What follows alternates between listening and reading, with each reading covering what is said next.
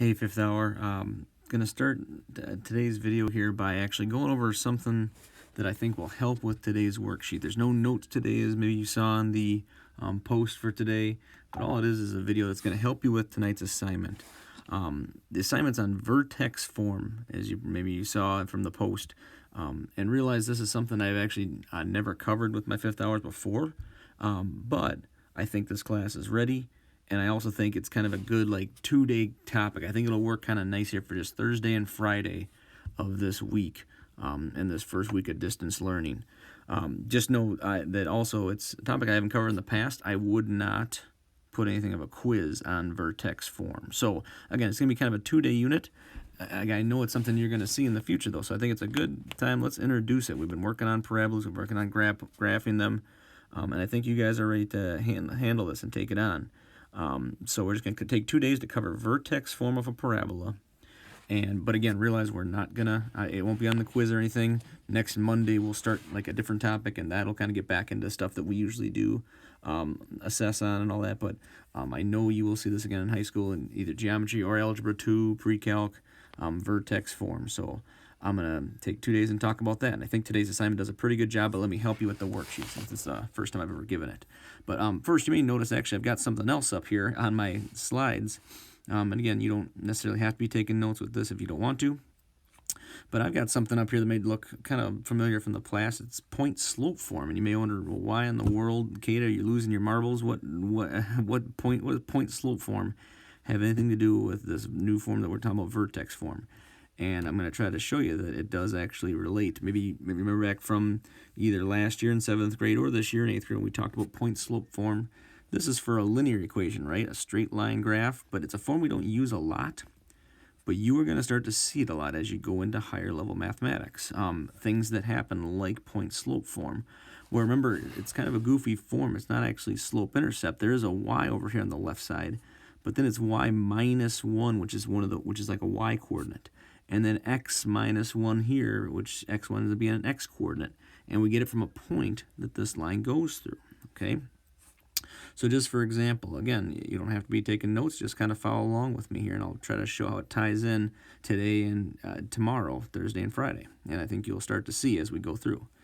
But this point slope form, again, kind of a goofy form for 8th grade, all we needed was a point on the line and the slope of the line, okay?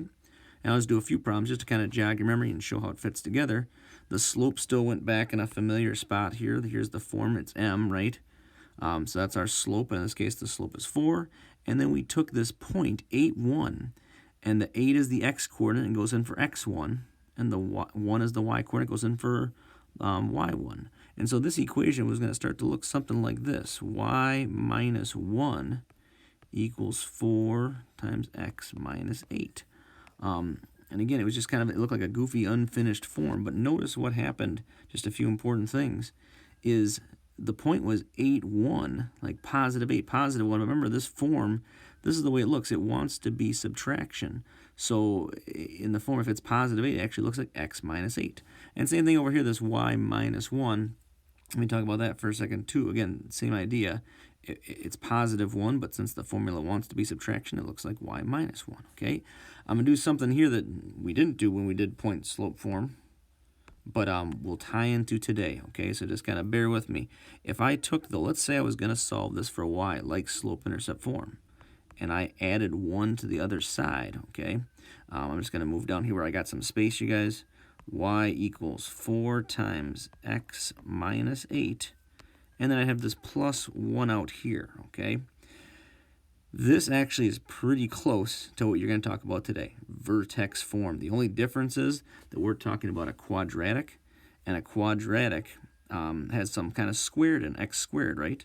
Well, I'm going to slip a little squared power right here above that parentheses.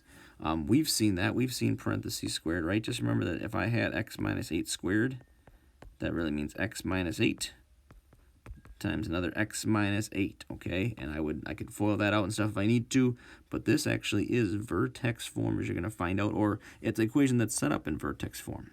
Again, today's assignment is going to teach you more about it. I'll lead you through just the first part to kind of get you going on what you're going to do, but I'm looking at the kind of worksheet, otherwise speak for itself in terms of how it tries to show you how vertex form looks and how we can use that and relate it to its graphs of parabolas. But keep this kind of in mind in the back of your mind too as you're going through it. Okay, so here's the first page of the worksheet. Again, it's a front back, and notice at the top right away though, just like I have in the assignment for today in the description, it says you're going to go to desmos.com. You're going to use Desmos, the graphing calculator, today to graph everything. Now, you will still also kind of be making hand sketches just to give yourself an idea, but realize, you guys, these don't have to be perfect.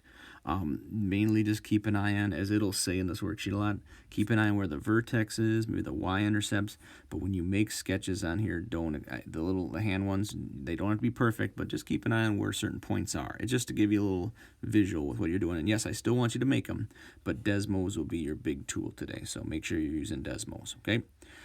So use Desmos. It talks about graphing them by hand, but using Desmos to help us.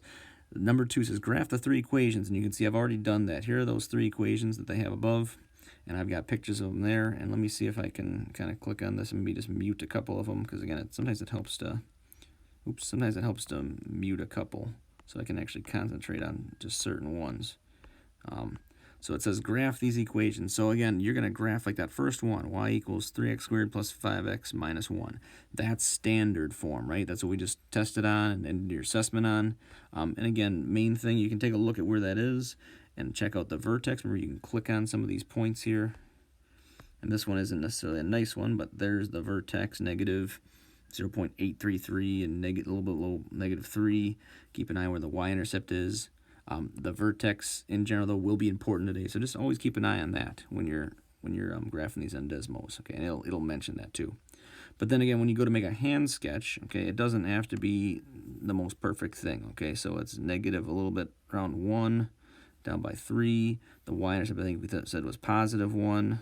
Okay, so I'm gonna make here, just to give you an idea of what's going on. Okay. There, I didn't make a table or anything, just to get a rough sketch though, so you can see what's happening. But try to note where the important points are. We'll do the same thing with the next one. Okay, so this one, now this one, the vertex is a little nicer, 1, 4, so that's easier. 0, 2 is one of the points. That's kind of nice. I can keep an eye on some of the x-intercepts if they're nice too. But again, it's just kind of in general. So 1, 4, maybe I'll zoom in on that, 1, 4, and 0, 2, then using the axis of symmetry, I put a point across from that, okay? Here's what this one starts to look like, okay? So again, just notice that I'm not spending tons of time on it, but just gives me a little idea of what's happening, okay? Good, you get the idea there. It says make one guess on how the equations and the graphs are related, okay? Now in this one, it's kind of open-ended here. I think there's a lot of things you could say. I'll let you kind of determine what you see from the equations and the graphs, but that's what it's asking you to do in this part, okay? I'm going to move on to a little bit further in the assignment here now. Okay, again, I'm just kind of giving you some hints, but I'm going to move through the worksheet here, move to the bottom part of the front side. Again, just kind of give you an idea of what's happening, and then letting you kind of go from there. Last part that I'll talk about here. Here's number 3 on that front side. Graph the next 3 equations. So after you did that top part where you graphed the 3 on Desmos, made little sketches, and then made some kind of guess of what's going on so far. Just what do you notice? And again, just notice there's a lot of different answers for that top part, so don't feel like I'm looking for one particular thing, or this worksheet is, okay? Same thing here, make a sketch of these after you've done them in Desmos. You can definitely use Desmos to help. Just notice too, another small thing, you guys, and you know this, I know we've said it many times, but this is function notation up here, f of x. Well, down here in Desmos, as you can see, I've just used y equals. Remember, that means the same thing, okay? So so don't worry about that. About using the function notation, it's the same, right? I can put y equals, and I can put f of x equals. Okay, so I graph those 3 equations down there. Okay, and again, if you're going to make little sketches of each one, okay, this top one's the red one, and then I can look at some of the key points that are in this one. Again, maybe click on the vertex, 4, 0. Maybe I can find some other point here. Looks like 5, negative 2 is a point there. Oh, no, yeah, 5, negative 2, I think is one. So, and then I'll make a point across from that. So I'll zoom in here, 4, 0, 5, negative 2. There'll be a point across from that. Again, doesn't have to be perfect.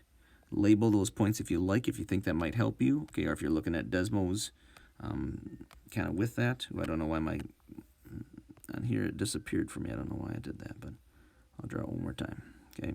Hopefully it won't disappear this time. No, I don't know why it's disappearing on me, but for you guys it won't, okay? if you're doing Desmos or on your paper. But you make a little sketch, and I'll do it from right here. Okay, and again, keep an eye on where those points are showing up. Especially here, it'll say what's the pattern that you notice about the equations. What do you notice about all three of the equations first? What's a pattern there? Why do those look a little different, or like things maybe we have seen? Okay, what do you notice about them? And take a look at your first guess. It says your guess from up here after the first three equations. Did your guess follow suit with what you're noticing in these particular equations? And in particular, here it starts to get to now the vertex form. Focus on the vertex of each graph, right? Here's the vertex for this one. Here's the vertex for the second one, the blue one. Here's the vertex for this one. Click on those points to see what they are. What guess can you make about the vertex and the equations? Okay, is what it's asking you to do. So you start making some guesses, and it'll start piecing it together for you as you keep going through the worksheet, okay? Good luck. And again, if you're a little confused on this one, don't worry. It's one of those worksheets that kind of guides you through and makes you think about it and just make some connections. And then on Friday, again, tomorrow, we'll kind of talk a little bit more about it and really kind of bring it home, too, in terms of what we're supposed to find and what vertex form is. But this worksheet is just to kind of help you get into it, okay? Good luck. I know you guys will do great on it. But if you have questions, as some of you are doing, do a great job of emailing me, again, using the discussion board, or again, just Zoom. As even I'm getting better with Zoom, it's a great tool. It's awesome. So if I think I've sent an invite to just about all of you, if not all of you. You can Zoom me anytime between 11 and 3. And I can actually pull up a little whiteboard now, I found out, and I can do the problem with you on there. So I'm starting to like the tool more and more the more I use it too, and I think you will as well. So if you need help, definitely Zoom me or contact me, and I will help you out as always. Okay? All right, good luck, guys. Talk to you soon.